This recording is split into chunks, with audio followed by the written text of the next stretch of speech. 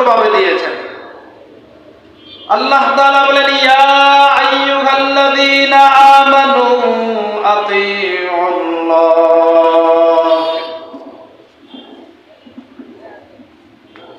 ইয়া আইয়ুহাল্লাযীনা আমানু, ও আমার ঈমানদার বান্দারা, আতিউল্লাহ, আমি আল্লাহ তাআলার আনুগত্য করো, ওয়া আতিউর রাসূল, তোমরা রাসূলের আনুগত্য করো, ওয়া উলিল আমরি মিনকুম, তোমাদের মধ্যে যারা দায়িত্বশীল তাদের আনুগত্য করো। বুঝে থাকলে বলুন তো, আল্লাহ তাআলা কয়জনের আনুগত্য করতে বলেছেন? বলেন কয়জনের? তিনজনের। কয়জনের? তিনজনের আনুগত্য করতে বলেছেন। কোরআনে কারীমের মধ্যে কোন সূরায় বলছেন? সূরাতুন নিসা। কোন সূরায়? আচ্ছা কথা বলেন না কেন? এই জবান কে দিছে? যারা বলেন কে দিছে? আল্লাহ। জবান দিয়েছেন আল্লাহ কথা বলার জন্য। আল্লাহ তাআলা তিনজনকে আনুগত্য করার জন্য বলেছেন। বুঝে থাকলে বলুন তো, কাদেরকে আনুগত্য করতে বলেছেন? আমরা এখানে যারা আছি আমরা সবাই ঈমানদার কিনা? সবাই মুসলমান না? সবাই ঈমানদার না? তাহলে বুঝা গেল আমাদেরকে বলেছেন। কাদেরকে বলছেন?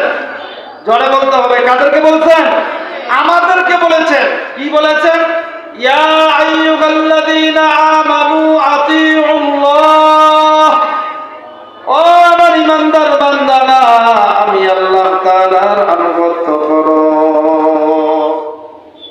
ওয়া আতিউর রাসূল, রাসূলের আনুগত্য করো, ওয়া উলিল আমরি মিনকুম, তোমাদের মধ্যে যারা দায়িত্বশীল তাদের আনুগত্য করো। আল্লাহ তাআলা এখানে তিনজনের আনুগত্য করার কথা বললেন।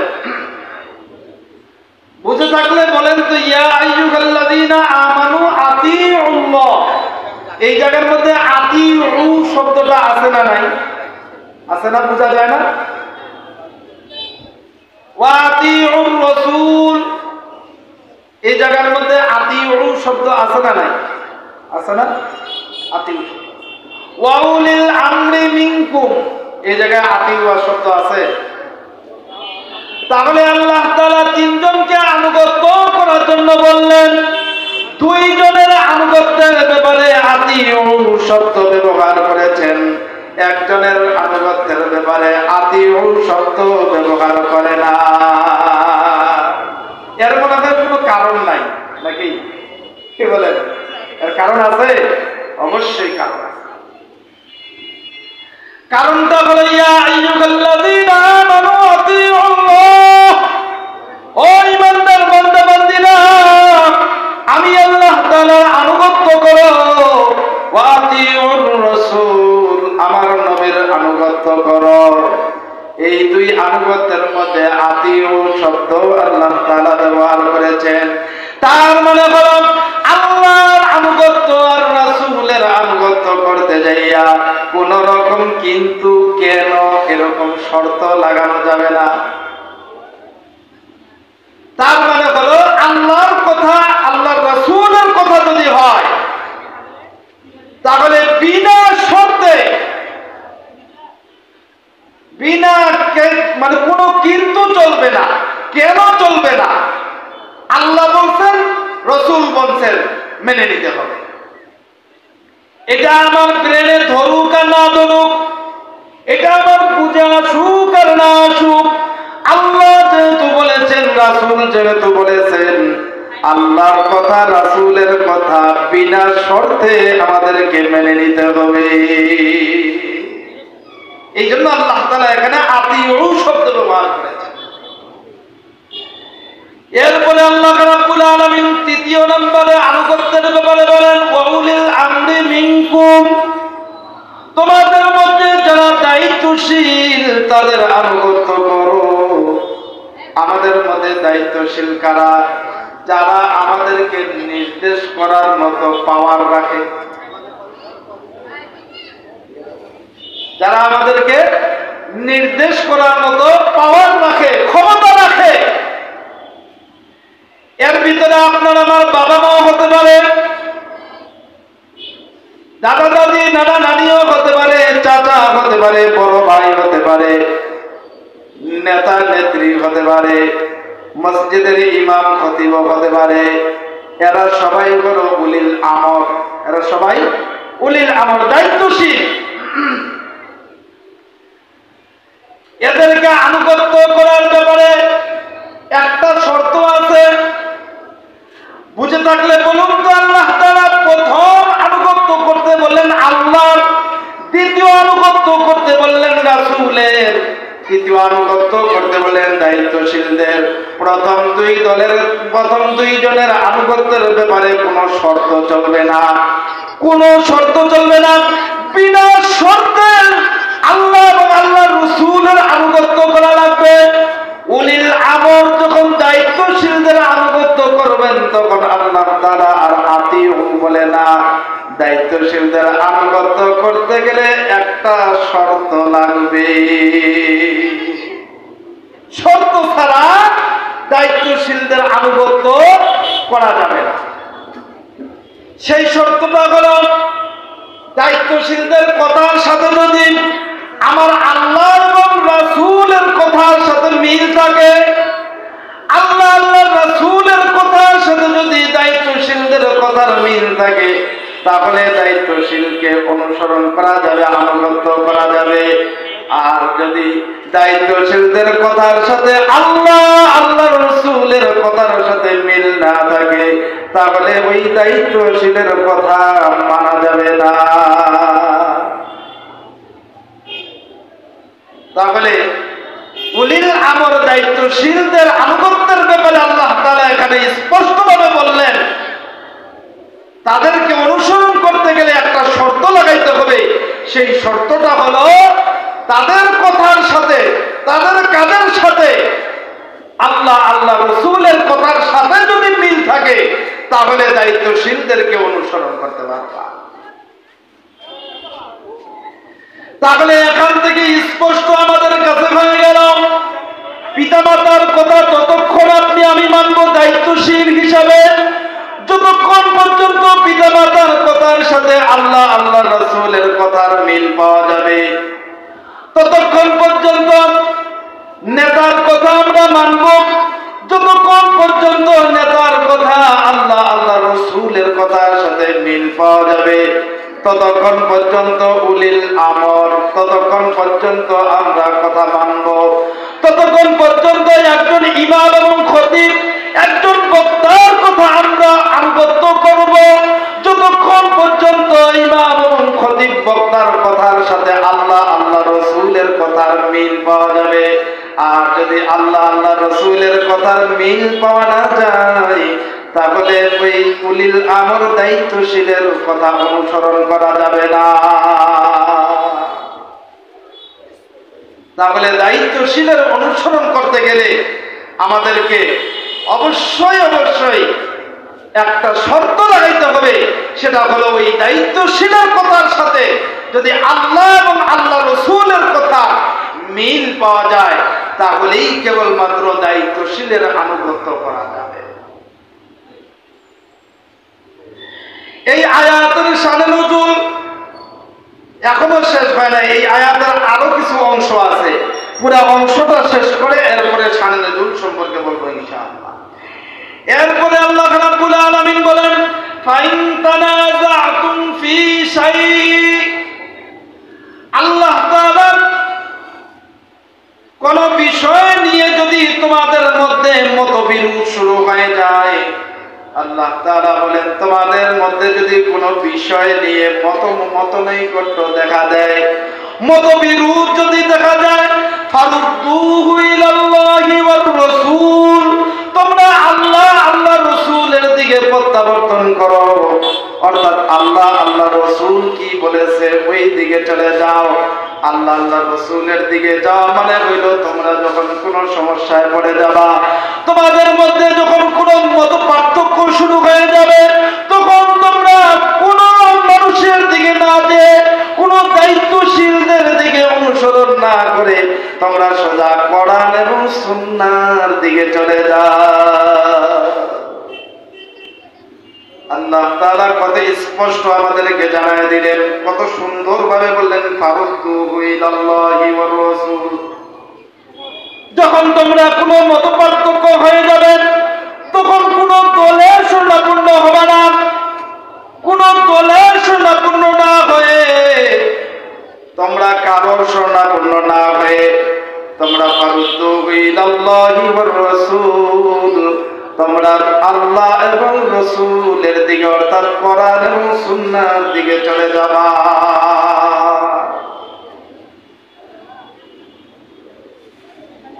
এরপর আল্লাহ রাব্বুল আলামিন বলেন, ইন কুনতুম তুমিনুনা বিল্লাহি ওয়াল ইয়াউমিল আখির, যদি তোমরা আল্লাহ এবং আখিরাতে বিশ্বাসী হও তাহলে কারোর শরণাপন্ন না হয়ে কোরআন সুন্নাহর শরণাপন্ন হয়ে যাবে। বলেন সুবহানাল্লাহ।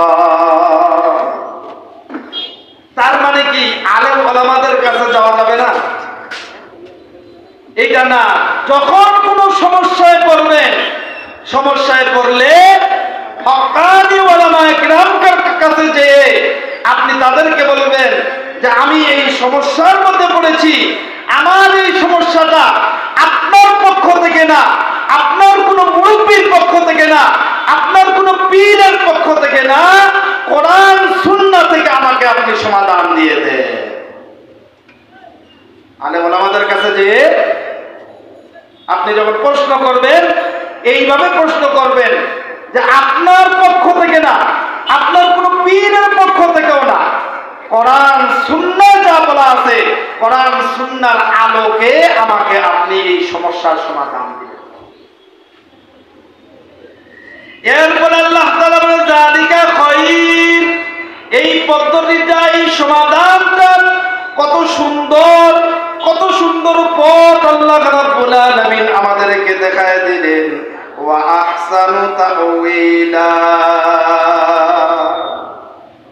একটা সুন্দর সমাধানের পদ্ধতি আল্লাহ তাআলা আমাদেরকে দেখায় দিলেন।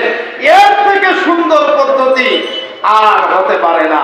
আল্লাহ তাআলা আমাদেরকে যে সুন্দর পদ্ধতি বাতায় দিলেন, সুন্দর রাস্তা দেখায় দিলেন, এর থেকে সুন্দর রাস্তা, এর থেকে সুন্দর পদ্ধতি আর হতে পারে? কি বলেন, হতে পারে? আর হতে পারে না।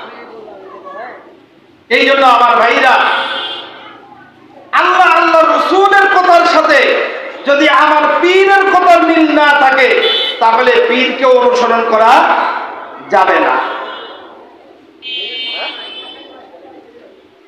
এই জন্য দায়িত্বশীল যারা আছে তাদের সমস্ত কথা এবং কাজের সাথে আল্লাহ আল্লাহ রসুলের কথা এবং কাজের সাথে যদি মিল পাওয়া যায়, তাহলে ওই দায়িত্বশীলকে অনুকরণ করা যাবে।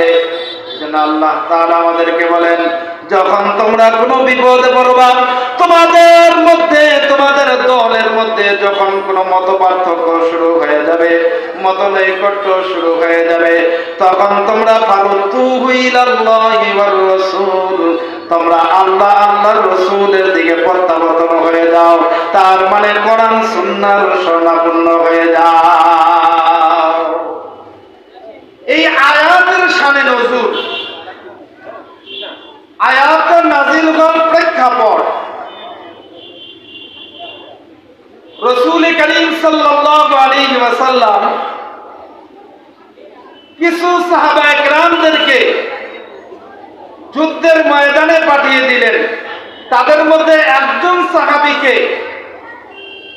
প্রধান সেনাপতি করে আমির বানিয়ে দিয়ে তাদেরকে যুদ্ধের ময়দানে পাঠিয়ে দিলেন। যুদ্ধ চলাকালীন অবস্থায় আমির সাহেব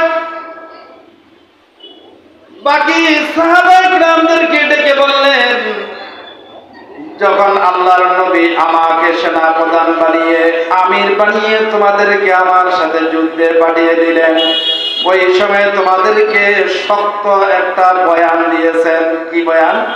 যে আমিরের ইতাআত করবা, আমিরের আনুগত্য করবা।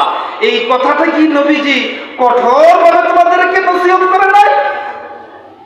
সমস্ত সাহাবা কিরামরা বললেন যে হ্যাঁ বলেছে, আমাদেরকে কঠোরভাবে সতর্ক করেছে, আমিরের অনুসরণ করবা, আমিরের আনুগত্য করবা।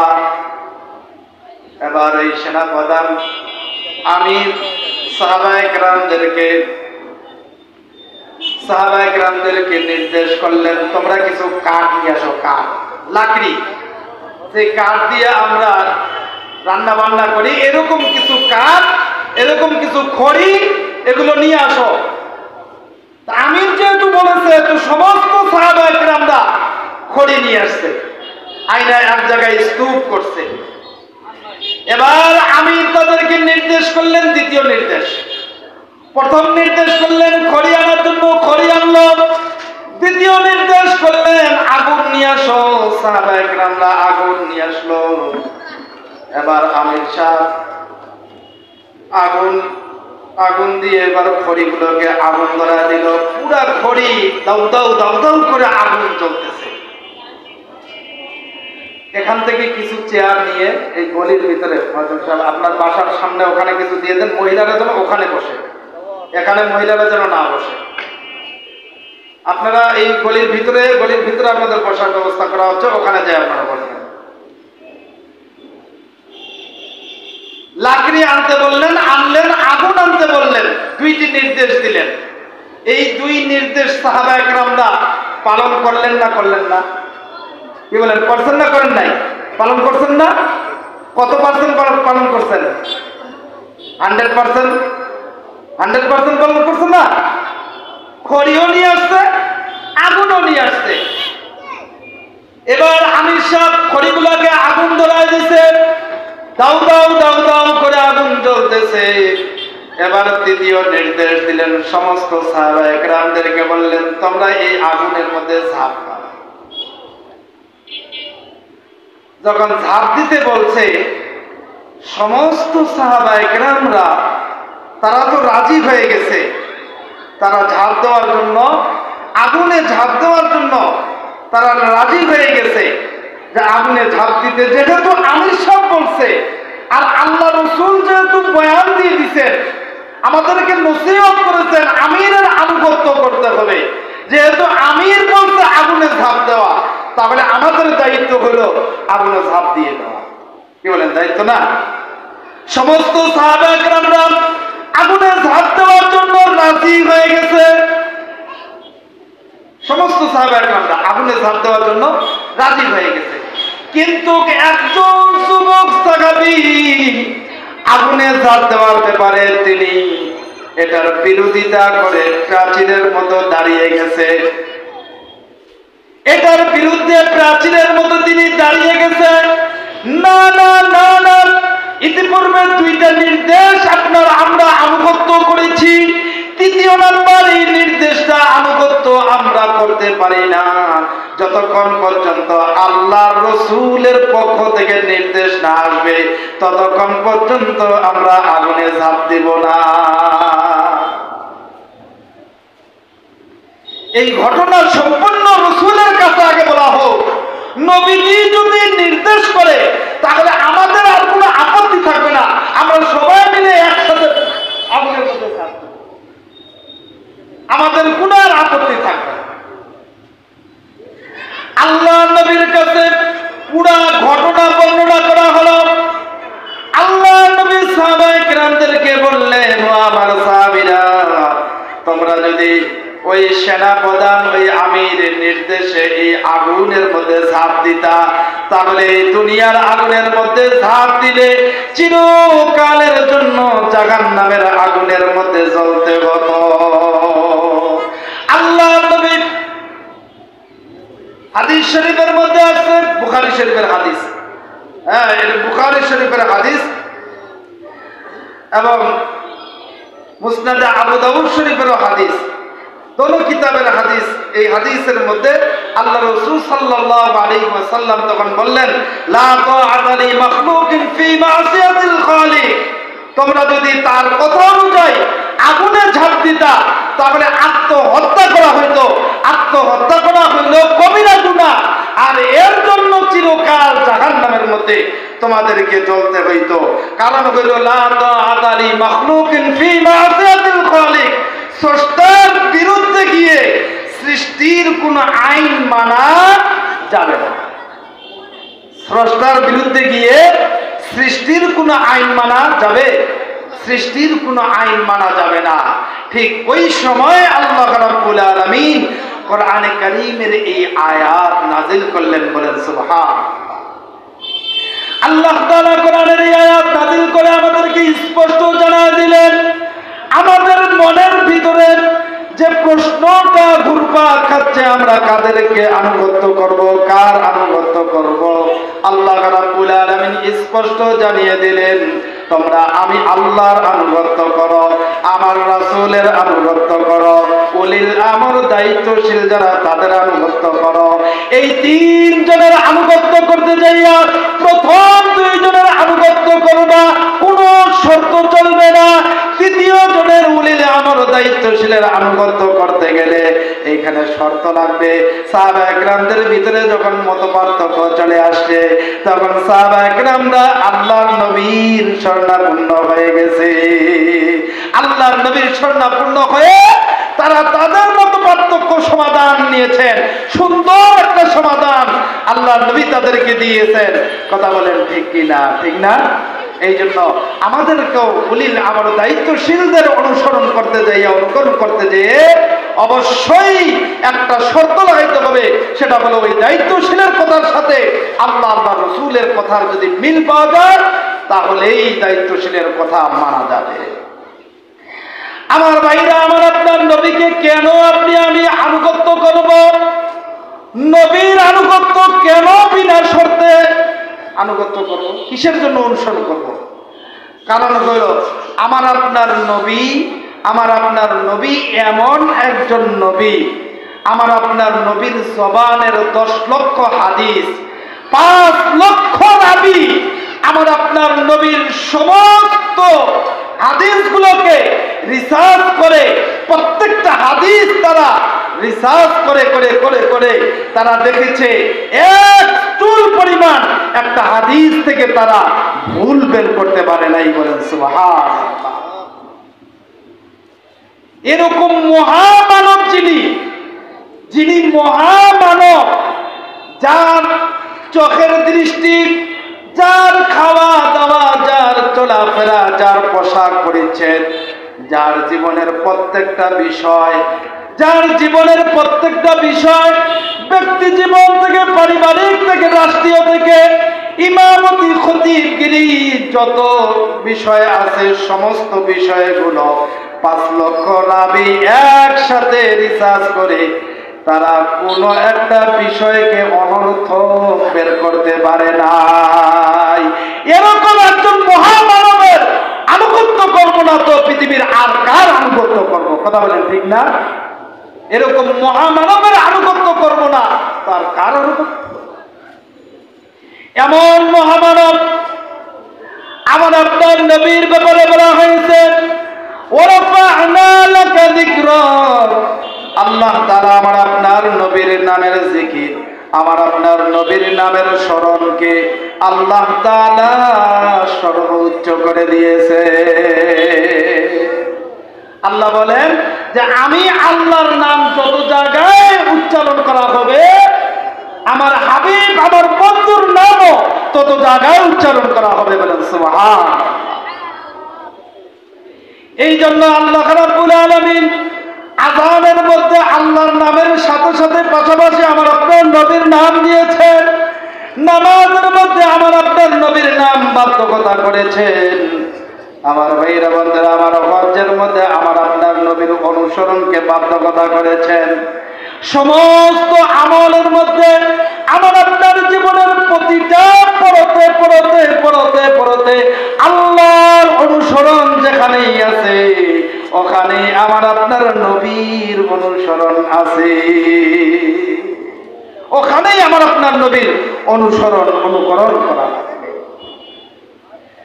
আমার ভাইরা বন্ধুরা আমার, সাহাবায়ে কেরামরা আল্লাহর নবীকে কি পরিমাণ ভালোবাসতো, সাহাবায়ে কেরামরা আল্লাহর নবী ভালোবাসা তাদের দিলের মধ্যে কি পরিমাণ ছিল।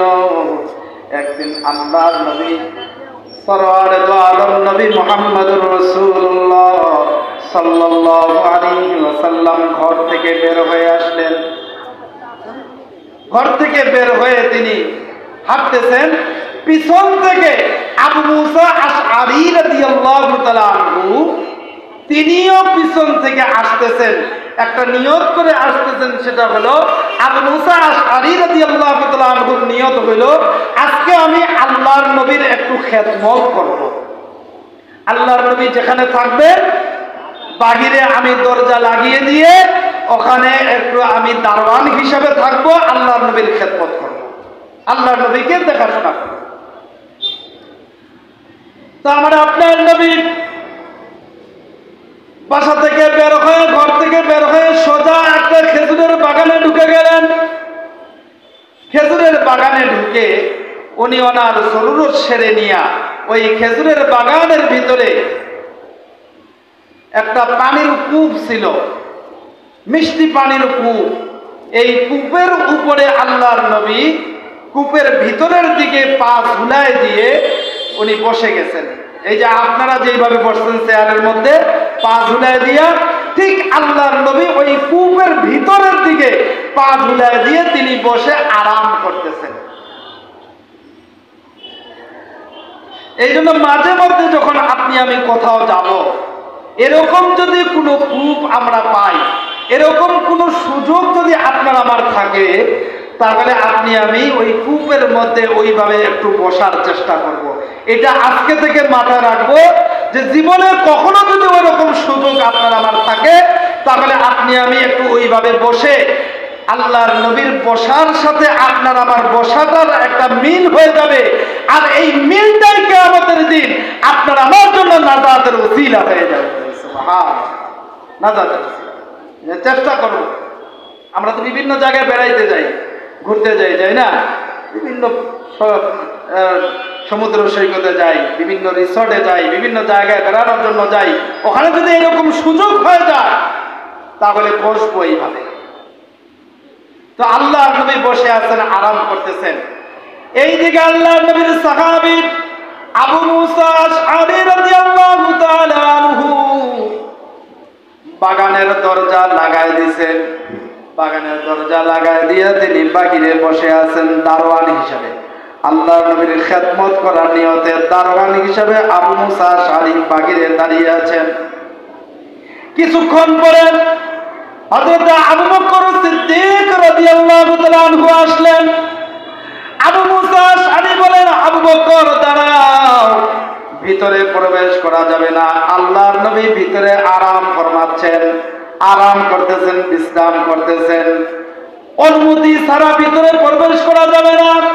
চিন্তা করে দেখেন কাকে আটকাচ্ছে, হযরত আবু বকর সিদ্দিক রাদিয়াল্লাহু তাআলা আনহুকে আটকাচ্ছে। আবু বকর সিদ্দিক রাদিয়াল্লাহু তাআলা আনহু কোন সাহাবী যিনি আমার আপনার নবীর হিজরতের সাথী ছিলেন। গারে সুরের মধ্যে যার উরুর মধ্যে মাথা মোবারক রেখে আল্লাহর নবী ঘুমিয়েছিলেন। আবু বকরের পায়ের মধ্যে সাপ সবল মেরেছিল, সাপ কামড় দিয়েছিল। এরপর আবু বকর আল্লাহর নবীর আরামকে তিনি দৃষ্টা দেন নাই, তিনি আল্লাহর নবীকে ডাকেন নাই। এই আবু বকর সিদ্দিক রাদিয়াল্লাহু তাআলা আনহুকে আটকায় দিয়েছেন, ভিতরে ঢুকতে দেন না। খবরদার, যেতে পারবেন না, অনুমতি ছাড়া প্রবেশ নিষেধ।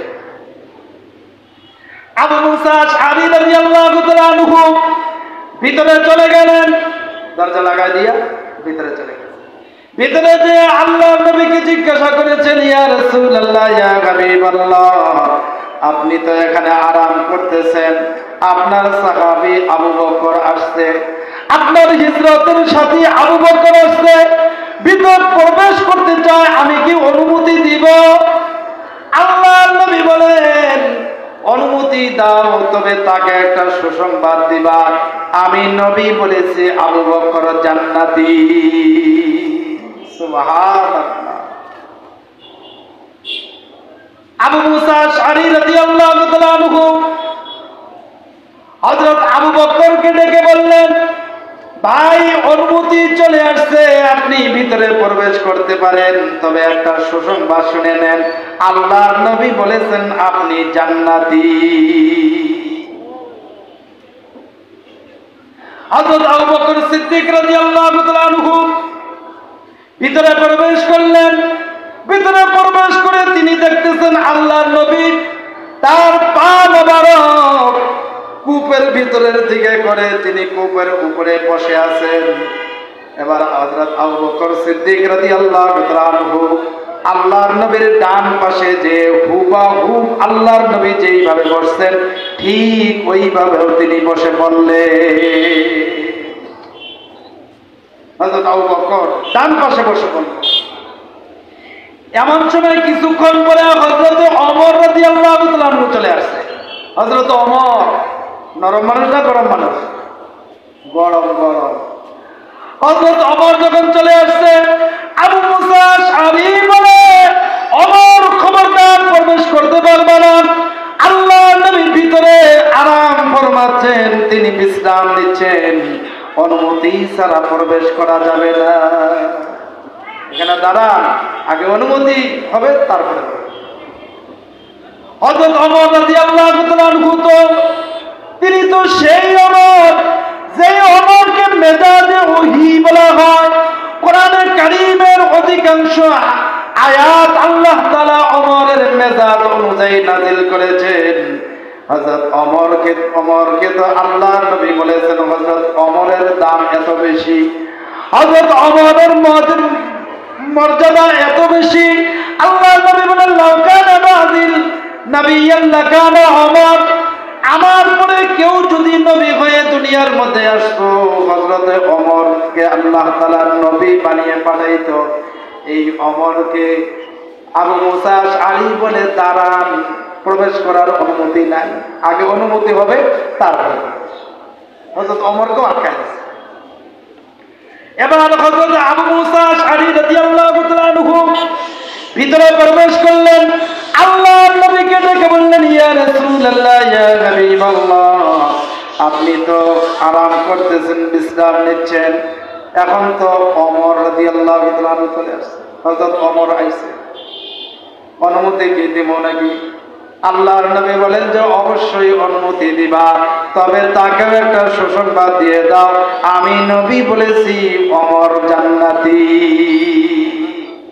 আবু মুসা আশআরী রাদিয়াল্লাহু তাআলা আনহু এবার এসে ওমরকে অনুমতি দিলেন, ওমর যাও, অনুমতি হয়ে গেছে, ভিতরে যাইতে পারো, তবে একটা সুসংবাদ শুনে নাও, আল্লাহর নবী বলেছেন তুমি জান্নাতি।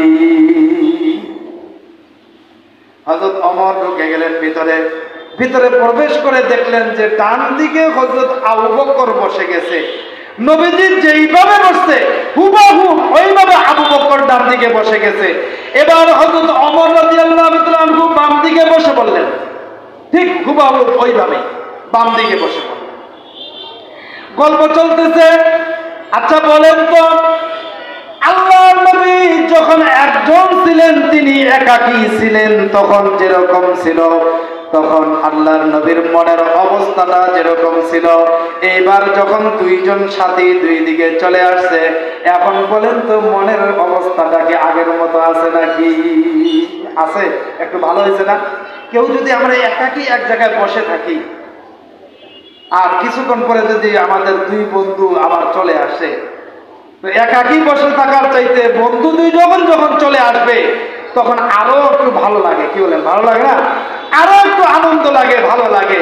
দুই বন্ধু যখন চলে আসছে, আল্লাহর নবী দুই বন্ধুকে দুই দিকে নিয়ে গল্প করতেছেন, এমন সময় আরেকজন বন্ধু চলে আসছে।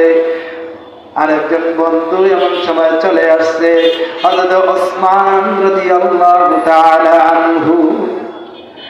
আবু মুসা আশআরী বলতেছে, ওসমান দাঁড়াও, প্রবেশের অনুমতি নাই, অনুমতি ছাড়া প্রবেশ করতে করতে পারবা না। কোন ওসমানকে দাঁড়াইতে বলে, কোন ওসমানকে আটকায় দিল? আগারে ওসমান তো এমন ওসমান ছিলেন, এই ওসমান রাদিয়াল্লাহু তাআলা আনহু তিনি এমন গুণের অধিকারী ছিলেন, জাহিলিয়াতের হালতেও তিনি গুনাহ করেন নাই, জিনা করেন নাই। জাহিলিয়াতের হালতেও যখন ঈমান আনেন নাই, ওই অবস্থায়ও তিনি তার মুখের মধ্যে কোনো শরাব পান করেন, মদ মুখের মধ্যে উঠায় নাই, কোন রকম গুনার কাজ হযরত ওসমান করে নাই। এই ওসমানকে আটকায় দিয়া বলেন, আবু মুসা আশআরী বলেন, খবরদার প্রবেশ করতে পারবা না, অনুমতি লাগবে। আবু মুসা আশআরী ভিতরে প্রবেশ করে আল্লাহর নবীকে ডেকে বলেন, আল্লাহর পয়গম্বর, ইয়া রাসূলুল্লাহ, ইয়া হাবিবাল্লাহ, আপনার দুইজন বন্ধুকে নিয়ে আপনি গল্প করতেছেন, এমন সময় আপনার আরেকজন বন্ধু ওসমান চলে আসছে, প্রবেশ করার অনুমতি দিব নাকি? আল্লাহর নবী বলেন যে অবশ্যই প্রবেশ করার অনুমতি দিবা, তবে তাকে একটা সুসংবাদ দিয়া দিবা, আমি নবী বলছি ওসমান জান্নাতি। তবে এই সুসংবাদের সাথে তাকে আরেকটা দুঃসংবাদ দিবা, যে তার সামনে বড় একটা মুসিবত আসতেছে, ওই মুসিবতের প্রস্তুতি যেন সে নেয়। আবু মুসা আশআরী রাদিয়াল্লাহু তাআলা আনহু বের হয়ে ওসমানকে ডেকে বলতেছেন, ওসমান, তোমার অনুমতি হয়ে গেছে, যাও তুমি প্রবেশ করো, তবে তোমার জন্য একটা সুসংবাদ আছে, একটা দুঃসংবাদ আছে। সুসংবাদ হলো আল্লাহর নবী বলেছে তুমি ওসমান জান্নাতি, আর একটা দুঃসংবাদ হলো আল্লাহর নবী বলেছে তোমার সামনে বড় একটা বিপদ আসতেছে, ওইটার প্রস্তুতি নাও। হযরত ওসমান রাদিয়াল্লাহু তাআলা আনহু অনুমতি পাইয়া প্রবেশ করলেন। প্রবেশ করে তিনি দেখতেছেন যে আল্লাহর নবীর ডান দিকে হযরত আবু বকর বসে আছে, বাম দিকে হযরত ওমর বসে আছে। এখন ডান দিকে বসার আর বাম দিকে বসার আর কোনো সুযোগ আছে? সুযোগ আছে? আর তো কোনো সুযোগ নাই। তিনি চিন্তা করতেছেন আমি তাহলে কোথায় বসবো।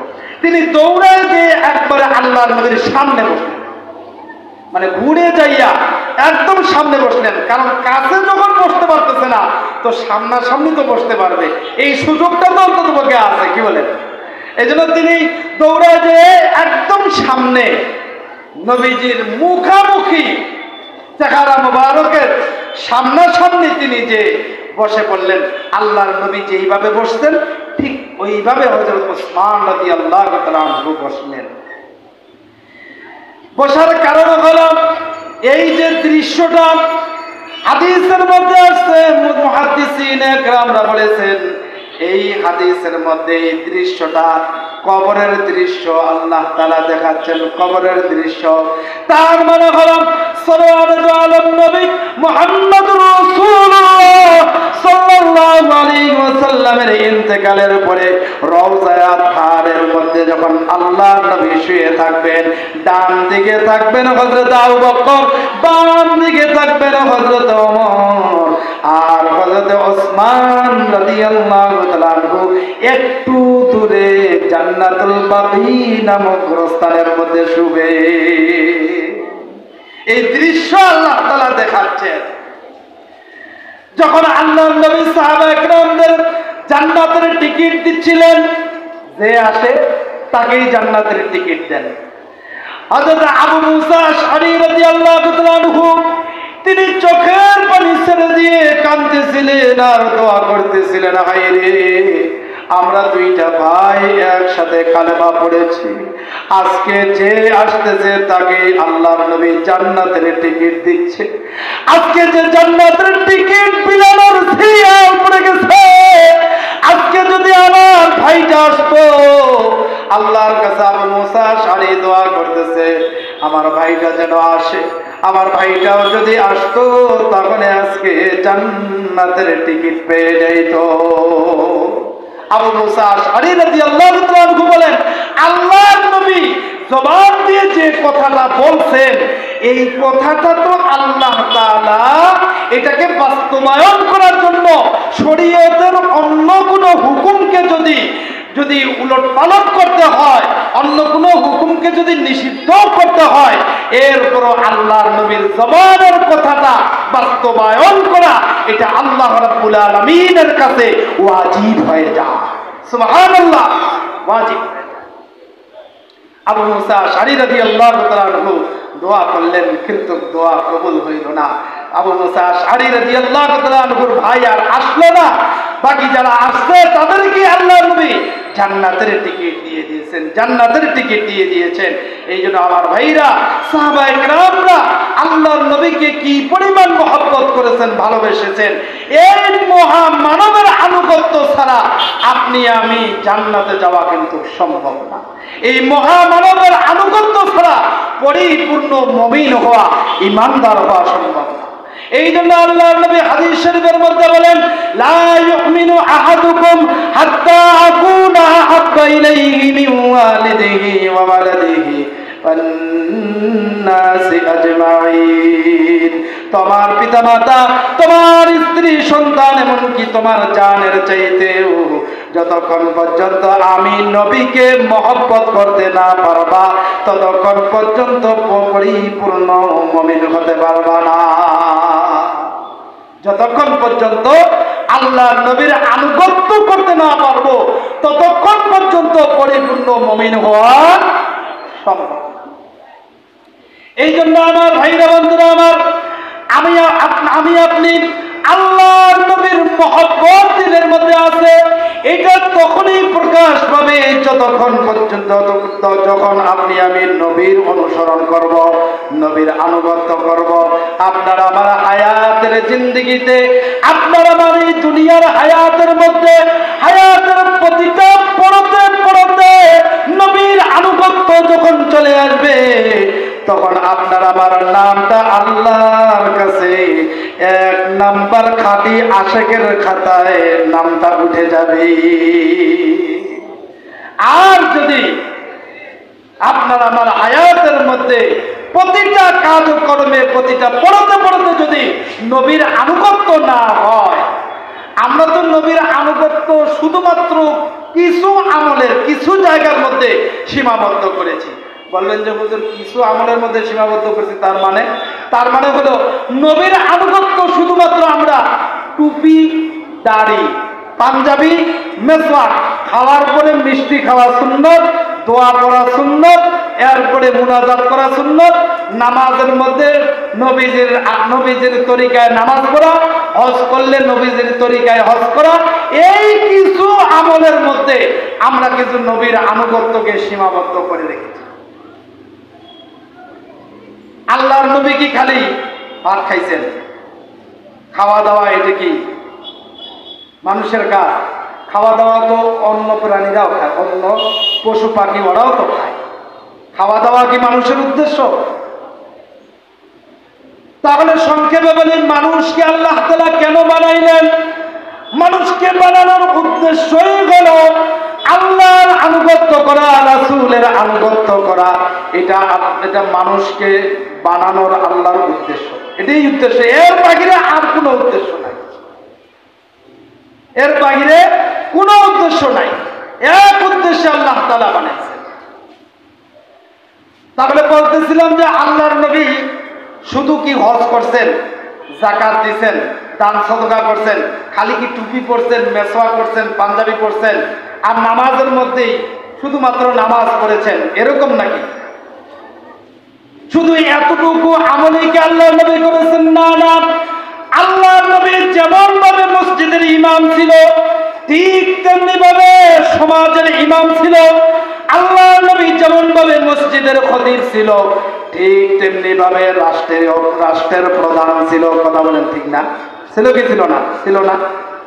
আল্লাহর নবী যেমন ভাবে রাষ্ট্রের প্রধান ছিল, ঠিক তেমনি ভাবে আল্লাহর নবী ব্যবসা করেছেন না করেন নাই? কি বলেন, করেন নাই? ব্যবসাও করেছেন। তাহলে বোঝা গেল আপনার আমার জীবনের যা প্রয়োজন, রান্নাঘর থেকে নিয়ে সাংসদ পর্যন্ত আপনার আমার জীবনের প্রতিটা পড়তে পড়তে যা প্রয়োজন আল্লাহর নবীর আদর্শের মধ্যে তাই দেওয়া আছে। আল্লাহর নবীর আনুগত্যটা ঠিক ওইভাবেই যদি আপনি আমি করতে পারি তাহলেই প্রকাশ হবে আপনি এক নাম্বার আল্লাহর নবীর খাঁটি আসে। আর যদি এর বাহিরে হয় খালি মেসওয়াক করা, খাওয়ার পরে সুন্নত মিষ্টি খাওয়া, টুপি পরা, দাড়ি রাখা, পাঞ্জাবি পরা, এতটুকুর ভিতরে যদি সীমাবদ্ধ করে রাখি তাহলে শুধুমাত্র দাবিতে আপনি আমি আশেক হব, দাবিতে শুধুমাত্র আল্লাহর নবীর মহব্বতের আশেক আমরা দাবি করতে পারি, কিন্তু মূলত ভাবে সত্যিকারের খাঁটি আশেক হওয়া সম্ভব হবে না। এই জন্য আমার ভাইরা বন্ধুরা আমার, পরিপূর্ণ মুমিন হতে গেলে আপনার আমার নবীর আনুগত্য লাগবে। আপনার আমার নবীর আনুগত্যটা এমন ভাবে লাগবে, নামাজ যেরকম ভাবে নবীর আনুগত্য করব ঠিক তেমনি ভাবে দাড়িটা নবীর আনুগত্য করতে হবে। নবীর দাড়ির মতো দাড়ি রাখা এটা নবীর আনুগত্য, নবীর খাওয়ার মতো খানা খাওয়া এটা নবীর আনুগত্য। নবী যেইভাবে প্রসাদ পায়খানা করেছেন ঠিক তেমনি ভাবে এইভাবে প্রসাদ পায়খানা করা এটা নবীর আনুগত্য। ঠিক তেমনি ভাবে নবী যেইভাবে পোশাক করেছেন ওই রকম পোশাক পরা নবীর আনুগত্য। নবী যেইভাবে হজ করেছেন ওইভাবে হজ করা নবীর আনুগত্য। ঠিক তেমনি ভাবে নবী যেইভাবে সমাজ পরিচালনা করেছেন ওইভাবে সমাজ পরিচালনা করে নবীর আনুগত্য। নবী যেইভাবে পরিবার পরিচালনা করেছেন ওইভাবে পরিবার পরিচালনা করার নবীর আনুগত্য।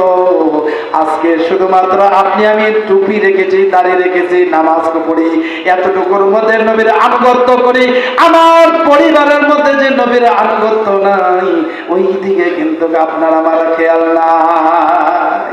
নিজে শুধু নবীর আনুগত্য করার জন্য ব্যস্ত আছি, কিন্তু পরিবারের মধ্যে আল্লাহ রাসূল যেভাবে পরিবার চালাইছেন পরিবারের মধ্যে যে নবীর আনুগত্য করার দরকার ওই খেয়াল কিন্তু আপনার আমার নাই।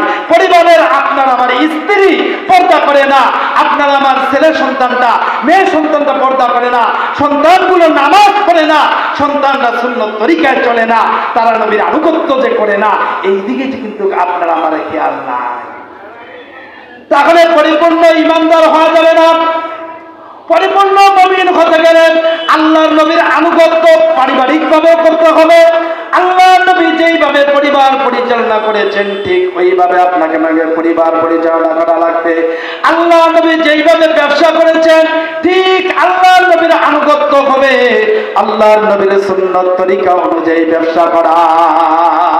ব্যবসার মধ্যে হালাল ভাবে ব্যবসা করা লাগবে, হারাম যেন ব্যবসার মধ্যে প্রবেশ না করে। ব্যবসা সম্পর্কে কোরআনে কারীমের মধ্যে সূরা মুতাফফিফিনের মধ্যে আল্লাহ রাব্বুল আলামিন স্পষ্টভাবে বলেছেন, তুমি যখন কিনবা, যখন তুমি ক্রয় করবা আর যখন বিক্রি করবা, ক্রয়টা তোমার যেরকম হবে বিক্রিটাও ঠিক ওই রকম হবে।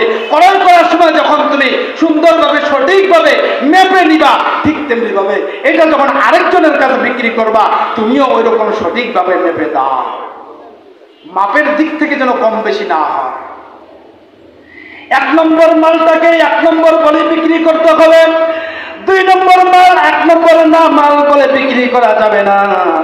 আমাদের সমাজের মধ্যে এরকম ব্যবসায়ী পাওয়া যায়, এরকম ব্যবসায়ী পাওয়া যায় যে ব্যবসায়ীদের মালটা হলো মেড ইন জিনজিরা, কিন্তু মালের উপরে লেবেল লাগাই দিছে মেড ইন জাপান।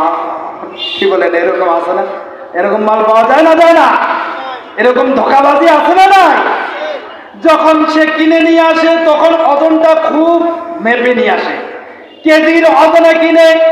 যখন কিনে নিয়ে আসে তখন কেজির ওজনে কিনে, আর যখন বিক্রি করে তখন লিটার হিসাবে কিনে, লিটার লিটার। এটাকে আমানতে খেয়ানত করা হলো। আল্লাহ তাআলা কোরআনে কারীমের মধ্যে সূরা মুতাফফিফিনের মধ্যে স্পষ্ট বলেছেন, খবরদার খবরদার ব্যবসার মধ্যে আমানতের খেয়ানত করবা না। তুমি কেজিতে কিনে নিয়ে আসবা, যেইভাবে মেপে নিয়ে আসো ঠিক তেমনি ভাবে সঠিকভাবে তুমি মেপে এটা বিক্রি করবা। বিক্রি করার সময় সঠিক মাপ দিয়ে দিবা। তুমি কেজিতে বিক্রি করে নিয়ে আসে তুমি মিটার দিয়ে বিক্রি করবা, এরকম করে চলবে না।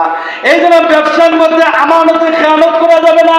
আল্লাহ নবী যেইভাবে ব্যবসা করতে বলেছেন ব্যবসায়ীদেরকে আল্লাহর নবী আনুগত্য হবে বলো আল্লাহর নবীর ব্যবসার মতো ব্যবসা করা লাগবে। যেইভাবে আল্লাহর নবী ব্যবসা করেছেন ঠিক ওইভাবে ব্যবসা করা লাগবে।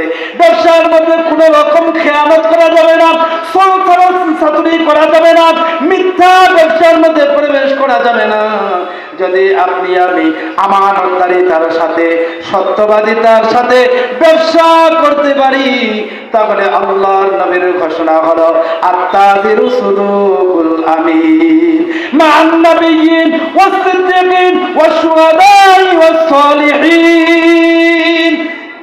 আল্লাহ তাআলার চার নিয়ামত প্রাপ্ত দল। এক নাম্বার হলো নবীদের দল, দুই নাম্বার হলো সিদ্দিকিনদের দল, তিন নাম্বার হলো সালিহিনদের দল, চার নাম্বার হলো শহীদদের দল।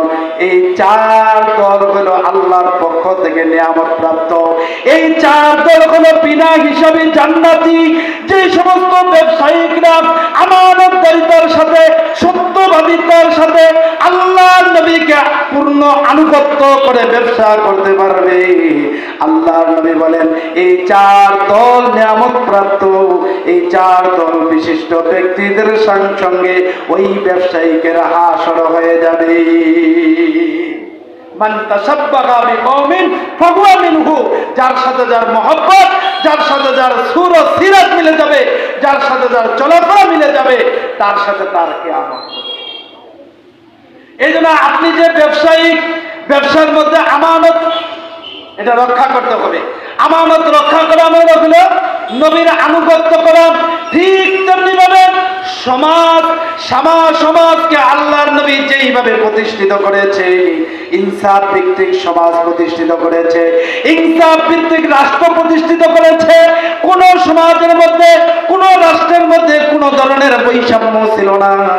যেই সমাজের মধ্যে হিন্দু মুসলিম থেকে নিয়ে যত ধরনের ঘরানার মানুষ ছিল, যত ধর্ম অবলম্বী মানুষ ছিল, এমনকি পশু পাখি থেকে নিয়ে যেই সমাজের মধ্যে কোন ধরনের বৈষম্য ছিল না, এরকম বৈষম্য বিহীন একটা সমাজ একটা রাষ্ট্র আল্লাহর নবী নির্মাণ করেছিলেন।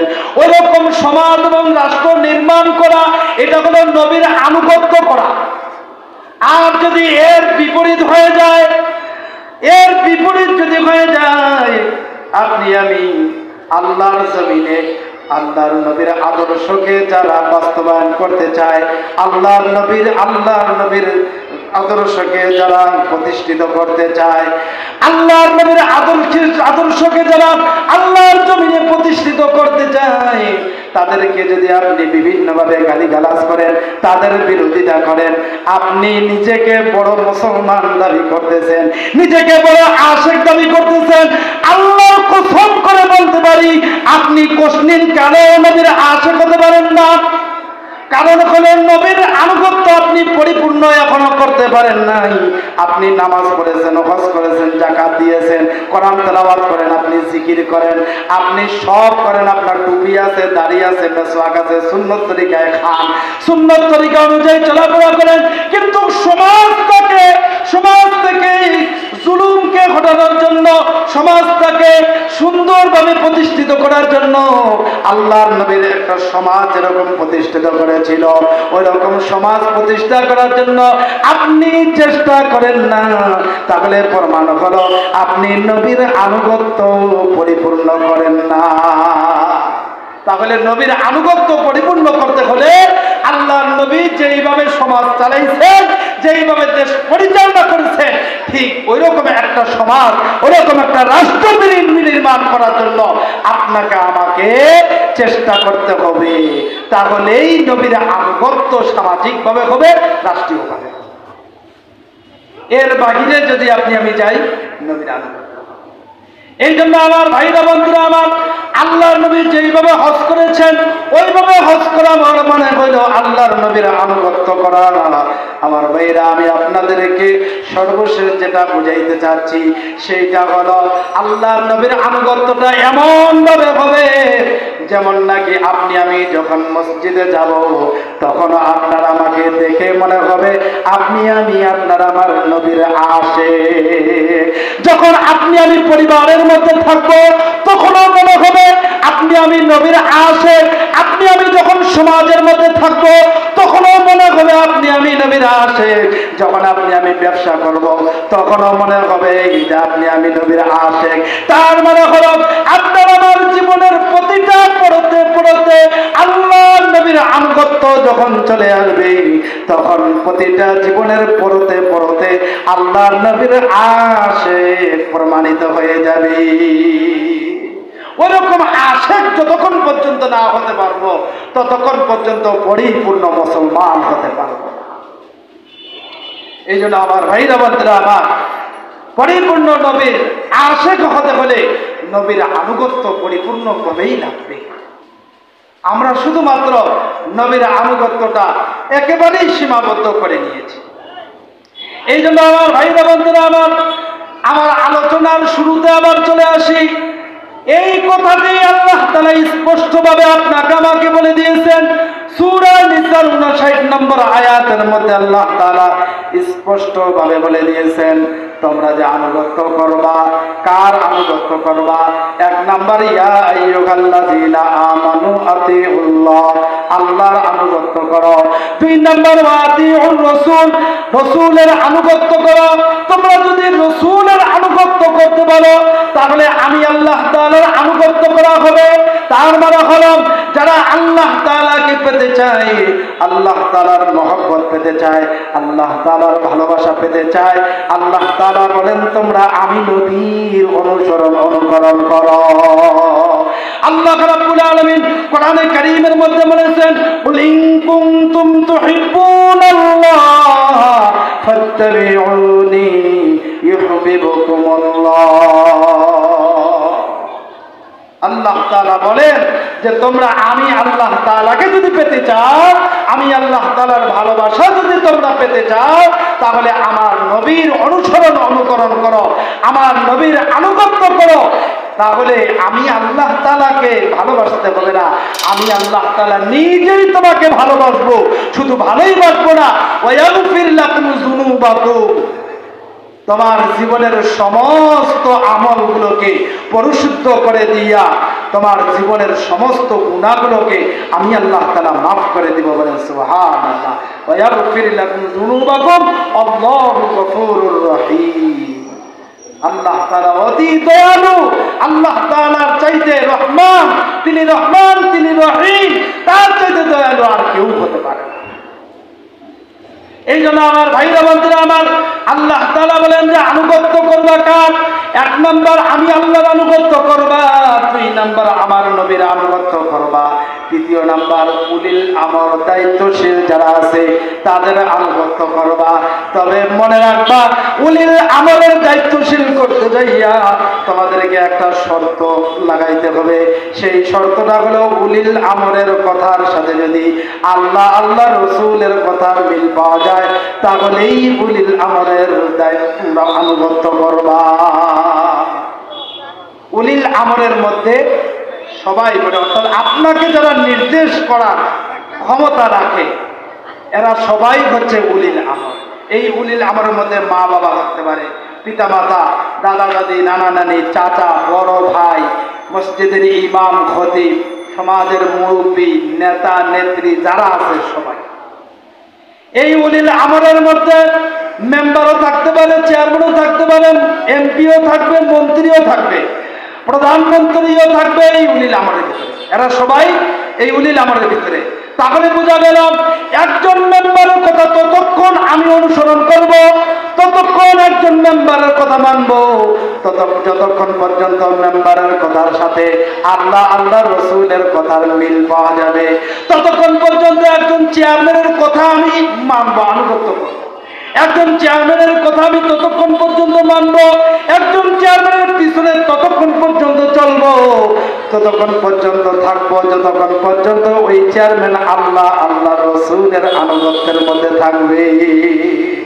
তার মানে হলো ততক্ষণ পর্যন্ত একজন মন্ত্রী, একজন এমপি, একজন রাষ্ট্রপ্রধান, প্রধানমন্ত্রী, রাষ্ট্রপতি, তার কথা ততক্ষণ পর্যন্ত আমি মানব যতক্ষণ পর্যন্ত তার কথার সাথে আল্লাহ রসুলের কথার মিল পাওয়া যাবে। ততক্ষণ পর্যন্ত পর্যন্ত আমি তাদের অনুসরণ করতে পারবো। মাঝখানে যদি মতনৈকট্য চলে আসে, আমার ভিতরে যদি মত পার্থক্য চলে আসে, কোনো নেতার ব্যাপারে, কোনো দলের ব্যাপারে, কোনো গোষ্ঠীর ব্যাপারে, কোনো সম্প্রদায়ের ব্যাপারে, কোনো সমাজের ব্যাপারে, কোনো রাষ্ট্রের ব্যাপারে যদি আমার ভিতরে মত পার্থক্য চলে আসে, তাহলে কি করতে হবে? ফারুদ্দুহু ইলাল্লাহি ওয়ার রাসূল, কোরআন সুন্নাহর শরণাপন্ন হতে হবে। উলামায়ে কেরামের কাছে যে আপনাকে আমাকে জিজ্ঞাসা করতে হবে যে হুজুর, আমার হায়াতের মধ্যে, আমার এই জিন্দেগির মধ্যে, আমার দলের ব্যাপারে, আমার সম্প্রদায়ের ব্যাপারে, আমার নেতার ব্যাপারে, আমার অমুকের ব্যাপারে এরকম মত পার্থক্য চলে আসছে, আমার ভিতরে এরকম সন্দেহ চলে আসছে, তাহলে এই মত পার্থক্যটার সমাধান আপনার পক্ষ থেকে না, কোনো নেতার পক্ষ থেকে না, কোনো পীরের পক্ষ থেকে না, কোরআন সুন্নাহর আলোকে আমাকে আপনি সমাধান দিয়ে দেন। কোরআন সুন্নাহর আলোকে যেই সমাধানটা দিবে, ওই সমাধানটাই আপনাকে আমাকে মেনে নিতে হবে। এই পথটা মেনে নেওয়াই হলো আল্লাহর দেখায় দেওয়া সুন্দর পথ, যালিকা খায়র, যেই পথটা আল্লাহ তাআলা দেখায় দিয়েছেন সূরা নিসার 59 নম্বর আয়াতের মধ্যে। এটাই হচ্ছে আল্লাহ তাআলার পক্ষ থেকে সুন্দর পথ, সুন্দর সমাধান। যালিকা তাউইলা, সবচেয়ে সুন্দর সমাধান। বলেন তো, পৃথিবীর মধ্যে সবচাইতে সুন্দর সমাধান দেওয়ার মতো ক্ষমতা একজনই রাখেন, তার নাম কি? যারা বলেন তার নাম কি? আল্লাহ। যারা বলেন আল্লাহ, তার নাম হলো আল্লাহ। আল্লাহর চাইতে সুন্দর সমাধান দেওয়ার মতো পৃথিবীর মধ্যে আর কেউ হতে পারে? দেখেন না কত সুন্দর সমাধান আমাদেরকে দিয়ে দিয়েছে, তাই নাই? এই পৃথিবীর মধ্যে আল্লাহর বিরুদ্ধে যারা চলে গেছে, রাসূলের বিরুদ্ধে যারা চলে গেছে, যেই দায়িত্বশীল আল্লাহ রাসূল থেকে ডিভাইডেড হয়ে গেছে, আল্লাহ তাআলা তাদের ব্যাপারে সুন্দর সমাধান দিয়ে দিয়েছে। যে এত সুন্দর সমাধান দিছে যে আল্লাহ তাআলা তাদের ব্যাপার থেকে, যারা মুমিন বান্দা, এই মুমিন বান্দাদেরকে তাদের সকল ষড়যন্ত্র থেকে আল্লাহ তাআলা তাদেরকে হেফাজত করেছে। তবে মাঝখানে কিছু ডাইন বাম হয়েছে। কি বলেন, হয়েছে না হয় নাই? এই ডাইন বামটা কেন হয় জানেন? এই ডাইন বামটা হয়ে গেল আপনার আমার ইমানের মজবুতি আল্লাহ তাআলা করার জন্য। ইমানের মজবুতি যেন আরো বেড়ে যায়, এই জন্য আল্লাহ তাআলা মাঝে মাঝে একটু হালকাভাবে ধরে ডাইন বাম করে দেয় মুমিন বান্দাদেরকে। আল্লাহর গোলামদেরকে, আল্লাহর প্রিয় বান্দাদেরকে একটু ডাইন বাম করে পরীক্ষা নেয়, ইমানি পরীক্ষা, ইমান বৃদ্ধি করার জন্য এটা করে। কিন্তু পরিশেষে যে আল্লাহ তাআলার ফয়সালা, আল্লাহ তাআলার একটাই ফয়সালা, সেটা হলো যারা আল্লাহ আল্লাহর রাসূলের আনুগত্যের বাইরে চলে যায়, যেই দায়িত্বশীলরা আল্লাহ আল্লাহর রাসূলের আনুগত্যের বাইরে চলে যাবে, আল্লাহ রাব্বুল আলামিন তাদেরকে এমন ভাবে নিঃশেষ করে দেন, এমন ভাবে নিঃশেষ করে দেন, তাদের জীবনের সমস্ত উপার্জনকে আল্লাহ তাআলা ছন্নছাড় করে দেন। সব কিছুকে আল্লাহ তাআলা নিঃশেষ করে দেন। উপার্জন যা করেছিল সব, নিজে তো আল্লাহ তাআলা পক্ষ থেকে তাকে তো আল্লাহ তাআলা শেষ করে দেনই, আবার সে যা কিছু উপার্জন করছিল বাকি সব শেষ করে দেন। এটার প্রমাণ আমরা আমাদের এই হায়াতের জিন্দেগির মধ্যে, আমাদের হায়াতের পড়তে পড়তে আমরা দেখতে পাচ্ছি সমাজের রন্ধ্রে রন্ধ্রে রন্ধ্রে রন্ধ্রে যত ধরনের খেয়ানত হয়েছে, পরিশেষে আল্লাহ তাআলা খেয়ানতকারীদেরকে এমন লাঞ্ছিত আর অপমানিত করেছে, জীবনের সমস্ত কিছুকে ছেড়ে দিয়ে অন্যত্রে পালিয়ে যেতে বাধ্য করেছে। বলেন সুবহানাল্লাহ। কি বলেন, ঠিক না? বাধ্য করে না? এই জন্য আমার ভাইরা, আল্লাহ আল্লাহ রাসূলের আনুগত্যটা আপনাকে আমাকে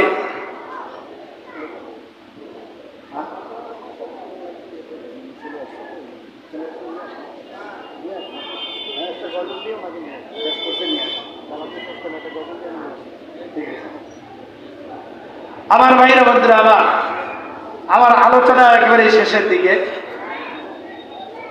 তাহলে আপনাদেরকে আমি যে জিনিসটা বুঝাইতে চাইছি, আলোচনার মূল বিষয়টাই হইল যে আল্লাহ আল্লাহ রাসূলের আনুগত্য করা লাগবে, আল্লাহ আল্লাহ রসুলের বাহিরে যত দায়িত্বশীলদের আনুগত্য করব, ওই দায়িত্বশীলদের আনুগত্য করতে যাইয়া আল্লাহ আল্লাহর রসুলকে বাদ দেওয়া যাবে না।